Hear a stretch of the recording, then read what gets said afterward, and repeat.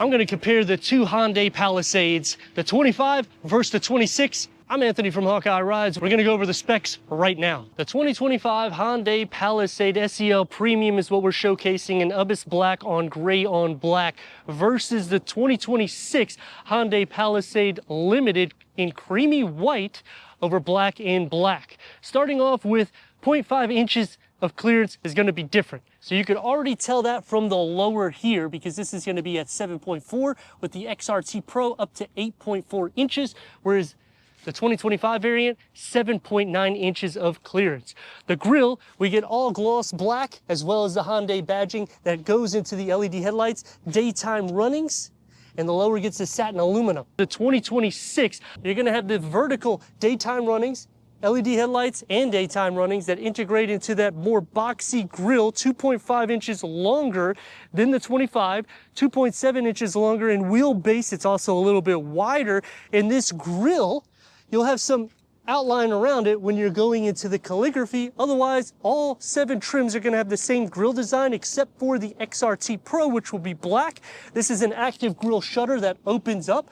Front and rear parking sensors are on both with the 360-degree reverse camera. The SEL Premium, you're getting these 20-inch wheels. On the 2026, you have to go into the Limited in order to get that. Now for both Palisades, it starts off with an 18-inch wheel, and when you get that off-roadsy design, it's gonna have an 18-inch all-terrain tire. This has a 20-inch wheel, like we've already said, and it goes up to a 21-inch. You're gonna have a satin aluminum that's gonna go over the lower door trim here, and you have the LED lights that's configured here. Blind spot view monitor. We have a 360-degree reverse camera.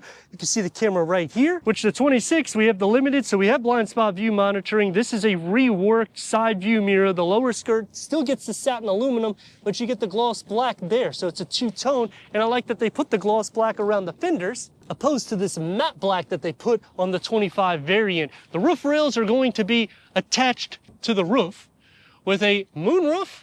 The 2025, they're raised so you can put tie downs. You get the conventional moonroof as well as a panel moonroof for the second and third row, and that's gonna start on the Limited trim.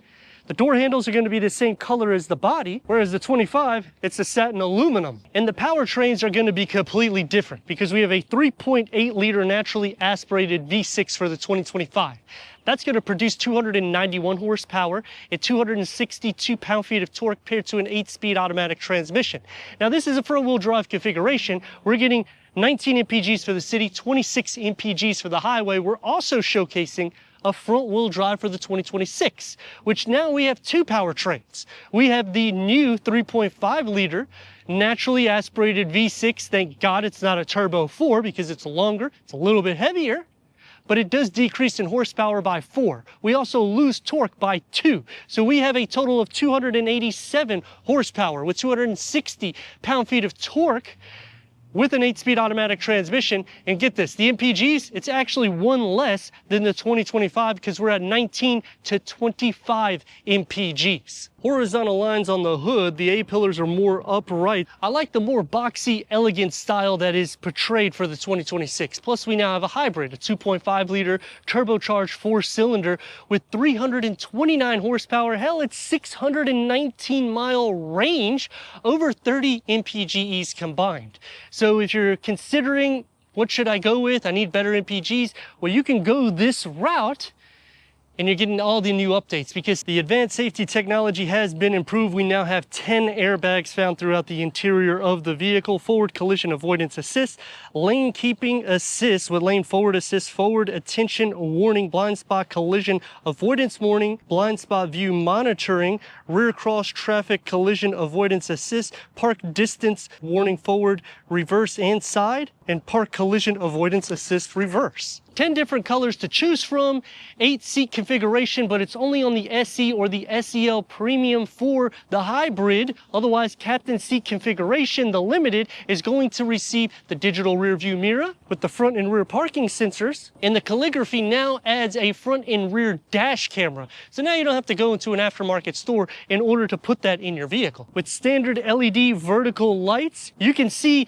how the rework came out. I mean, literally, it just made it look like a 21st century turnover for this new generation. Whereas on the 2025, you get the LED taillights, but you're getting that satin aluminum here, as well as the lower bumper. You get two exhaust sets exposed. Here it's not, but you're losing some power. Which one is better? For me, I like the styling of the 2026. I like the updated for the safety, the technology, plus it has better sound deadening. So inside around the engine, they've added some more insulation, as well as the carpet. The front windows on the side and the windshield is also laminated, so you're getting a lot more value, plus it's still under $53,000. So which way would you go? Let us know in the comments. Power liftgate going into 18 cubic feet of storage for the 2025 model. With a 12-volt charger, underneath the floor, you get some storage, quite a bit actually. To split fold the third row, pull these levers here. It's gonna fold at a 60-40 split, increasing cargo to 45.8 cubic feet. For the second row, push these buttons here. It's gonna fold down those captain seats, and that will maximize cargo to 86.4 cubic feet of storage. Going into the 2026 power liftgate, you also have the smart open. Whenever you go into the calligraphy, going into 19.1 cubic feet, which is 1.1 cubic feet more. You get the 12 volt. Underneath the floor, you get basically the same size storage. You get bag holders, or you could put that net here to fold down the third row. Push these buttons here, and it's gonna fold down electronically at a 60-40 split, increasing cargo to 46.3 cubic feet, which is 0.5 cubic feet more than the 2025. Maxing cargo, push this for those captain seats, 86.7 cubic feet, 0.3 cubic feet more than the 2025. And unlike other automotive industries, Hyundai has thought of it all. So when you push this, look at this. They all fold up and they all fold down by one push of a button. No vehicle does that right now. Key fobs to the Hyundai Palisades. This is the 2025, this is the 2026. When you go calligraphy, you'll have the Smart Park. Going into 12-way power seat adjustment for the front, heated, ventilated front seats, H-Tech style seating, and it's perforated inside. I like the pattern that comes into play. You get the black piping, memory for the driver. It's still somewhat of a driver focus. I like that they give a two different tier pattern, so it does make it look a little bit better. This not being flush into the dashboard is always a con. Leg space is plenty. You do have a pass-through, and you have a USB port right here. And on the driver's side, you'll have a 12 volt right here. Let's fire it up.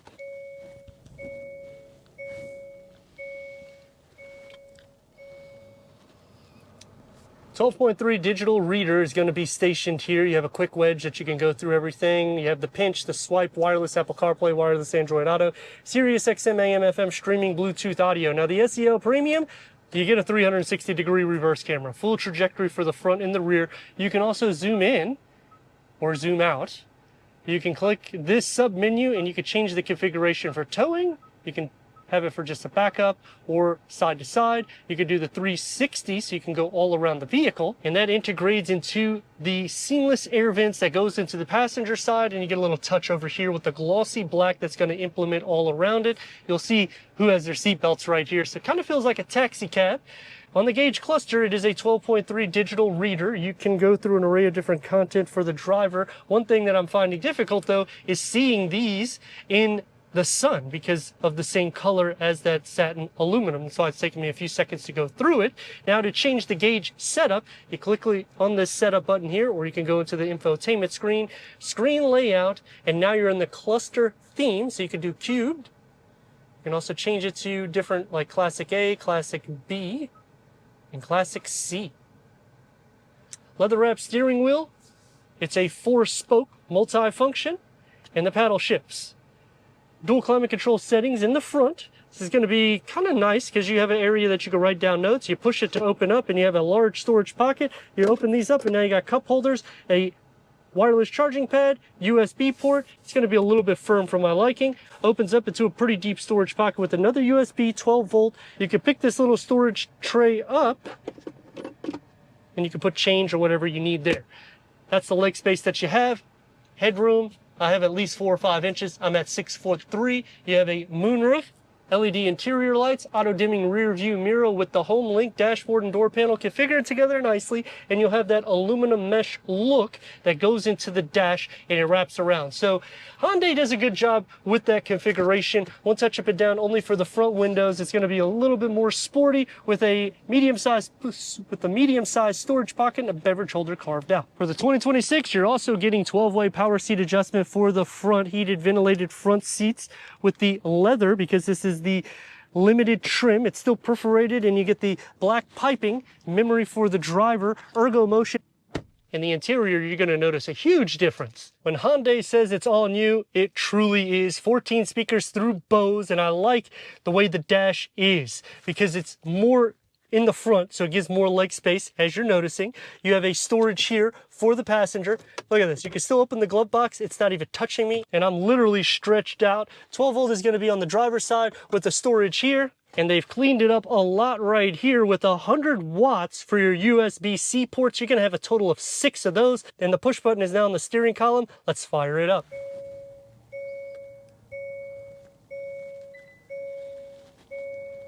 A curved panel, 2-screen layout, 12.3 inches that is. And you're gonna have wireless Apple CarPlay, wireless Android Auto, Sirius XM, AM, FM, streaming, Bluetooth, audio, Amazon Alexa. You still got physical buttons right here, so I appreciate that. And it's still the same layout, so you still have that little sub menu here. Switch it into reverse. Instead of pushing it into reverse, you get the 360-degree reverse camera, full trajectory for the front and the rear, and it's literally the same for the sub menu. So everything here is identical. It's just more cleaned up. So I really do like what Hyundai has done, because when you're looking at this, it doesn't look like it's coming out of the dashboard. It's so much more clean. Dual climate control settings with a touch pad. Wireless charging pad starts on the SE. This is going to be a little bit more firm for my liking, but it opens up into a medium-sized storage pocket. When you go into the calligraphy, you'll have the UVC protectant, so you can push that and it'll sanitize anything there. Check out the leg space that I have. And even the headroom, I mean, I probably have about 4 to 5 inches with a moonroof for the front and a panel moonroof for the back. LED interior lights with an auto-dimming rear view mirror with the home link. And unlike the 2025 steering wheel, you could see the buttons here because it's more of a matte finish for the multi-functionality. Leather wrapped steering wheel, heated, and you get the paddle shifts. On the gauge cluster, you can go through an array of different content. The SEL starts with the 12.3. You'll still have to do the same thing for the setup, where you click here or click onto the gauge cluster, click into screen layout, and that's how you can change all of the layout for the gauge cluster. Kind of like it on the Classic. Door panel and dash, I like the configuration that they do. They have put more upscale interior amenities. When you go into the calligraphy, you'll get a 14-inch heads-up display, one touch up and down for the front 2 windows with a long grab handle, so you can put a smartphone here, and 2 cup holders instead of 1 with another little storage in the back. For the second row of the 2025 model, captain seat configuration, manual seat adjustments, you get the sunshades, 2 cup holders here on the top, 1 bigger, 1 smaller, a large grab handle, and another beverage holder there. Sitting behind me, the seats are carved out. You have a storage net, USB-C ports, 3rd climate control heated, ventilated 2nd row, 12 volt, home plug, full pass through, but you also have a little sleeve of storage here, and you can adjust these forward, which makes it a little bit more tight for me, but a little bit more optimal for the 3rd row. Adjusting these back can make it a little bit more tight, and you can also recline these so I can enjoy the ride with the air just blasting in my face. For the 2026, this is the opening that you have to fit 2 more with captain seat configuration. You get the manual sunshade, so you can block out some of that vitamin D that's so potent right now. A large grab handle, a cup holder in the top and on the bottom, and you'll have this rear sensor which will activate if something's coming up when you're getting ready to open the door. And if the vehicle or if a cyclist or a pedestrian is coming, it will literally lock the back door so you can't open it. I think that's so cool. Getting in is no problem. The seats are carved out for you. You have storage. You have 100-watt USB-C ports with a home plug. Open this and you got a storage bin. Captain seat configuration, so you have a full pass-through and heated and ventilated 3rd row with the 3rd climate control, air vents in the ceiling, and you can adjust these forward, which would give optimal space to the 3rd row. You can also move these back. You'll give a little less. You can recline this. I don't know how they're gonna fit, but I'm gonna enjoy my ride. For the third row, push the button. It's going to move forward. You want it to be electronic. You go into the calligraphy. You can fit 3 more in the back. You get 2 cup holders, USB ports, air vents in the ceiling. These are not electronically power folding seats. So headroom, it's actually about 2 inches, give or take. So I have maybe 2 more inches when I go into the 2026 variant, which you're gonna see in a second. Sliding the seat back, that's gonna be generous. I'm gonna have a ton of space this way, and the front occupant's gonna have about the same amount of space.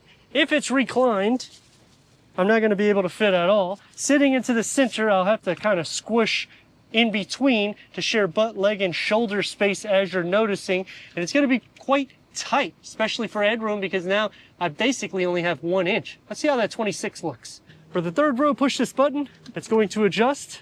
Now this will do it electronically going into the calligraphy. This is the room that you got to go in to fit 3 more in the back. Charging ports, they take care of you because you get the 100-watt USB-C port back here, 2 cup holders. These are power rear seats, heated third row seats. Air vents are gonna be in the ceiling. And the leg space, it's tight if it's all the way back, and if it's reclining, it's even worse. But you can also do it for the butt area, so it extends your leg space for the third row. Headroom, though, is actually pretty good. I got about 2 inches, and it's actually carved out for you behind the panel moonroof. Sliding into the center, I could just kind of stretch out my legs. It's gonna be a little bit harder to do so. Butt, leg, and shoulder space is also shared because this bulges out. So realistically, don't fit somebody that's 6'3" in the back. I'll have to scoot back to get that extra 2 or 3 inches, or I'll tell them to recline the seats electronically. It's still not gonna be comfortable. I deserve to be in captain seats. Taking the 2025 out first with the 291 horsepower and 262 pound-feet of torque, 3.8 liter, naturally aspirated V6. Turn radius is about 2 lanes. Let's rock and roll.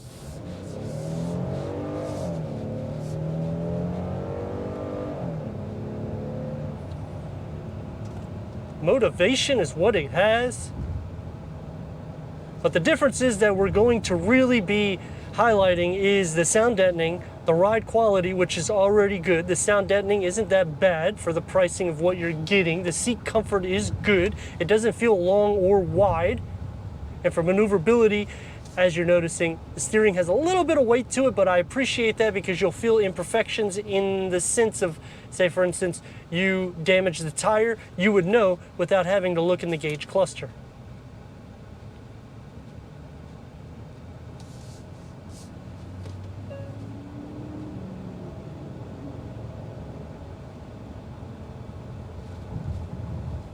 Now in sport mode, it does like to hover at a higher RPM. So when you put it into comfort, you can see it's already gonna shoot down the tachometer, so it's gonna be a little bit more pleasurable to drive. When you're hitting a higher RPM, you're gonna hear the engine, and I would say around 2, maybe 2.1 RPM is where you're gonna really start hearing it escalate into the interior. The dashboard layout definitely is a con to me. All these buttons, I feel like I'm in an airplane, and you can get lost as you're noticing in the camera. Because if I have to look at all this, especially to find the driving mode select that's on the passenger side, that's a problem. We don't have a heads-up display. You gotta go up the tier. That's normal on every single trim. The steering itself, I can't see any of this, and I'm sure you can't see it either. The safety is great. You see, as soon as I let off the steering wheel and I look around, it's telling me to hold the steering wheel and not go crazy. I'm not a huge fan of the gloss black, and there's just a lot of plastic aesthetics for the Palisade, which when you go to this trim, it starts getting more premium, but I don't feel that when I'm in the SEL Premium. I feel like you have to go into the limited trim in order to get most of those premium features, but when you're spending that kind of dough, I mean, is it worth even looking at the 25 anymore? What I like about the Palisade though is you don't really have to mash on the gas pedal too much for the 2025 variant, maybe 2.5 RPM, and it's pretty much motivated, so it does have a good power to the vehicle. And I mean, you're under 49 grand, so where are you gonna get all of this in one package? That just doesn't usually equivalent to a third row variant that has all the capabilities that you're getting here. We're gonna turn over here so that way you can see the braking. And it doesn't feel heavy either. 2026, turn radius starting is gonna be about 2 lanes. Let's rock and roll.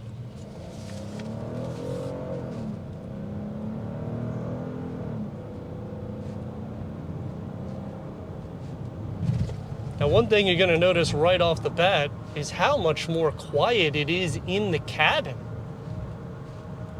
Don't get me wrong, you can still hear the interior, you can still hear the engine through the interior, but the sound deadening is a lot better.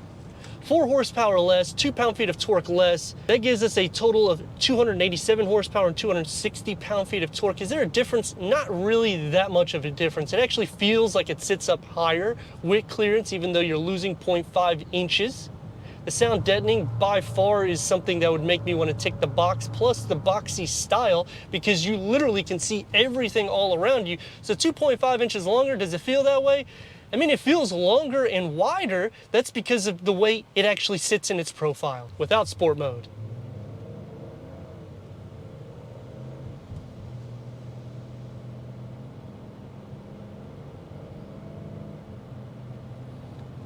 Here is where you're gonna feel a difference. It's gonna feel a little bit more heavy.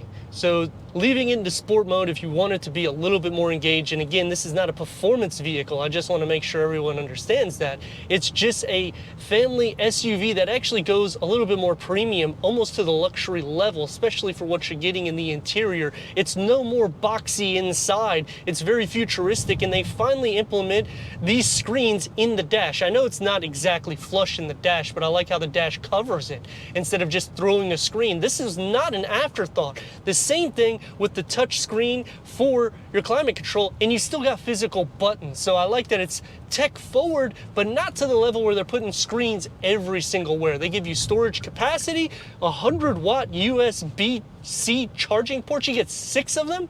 That is insane. No vehicle is giving you that. Plus the third row, you can move the bottom of the seat back. That will give more leg space for somebody like me. And you can adjust it back and forward for the back part also. You're getting 4-way power seat adjustment just in the third row alone. Come on.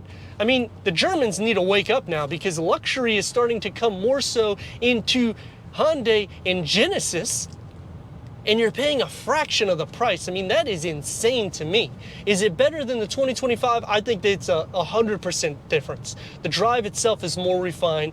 The interior, it has more plush materials in the interior. Don't get me wrong, they still have hard materials. Bose 14 speaker sound system, you're getting that on the limited trim.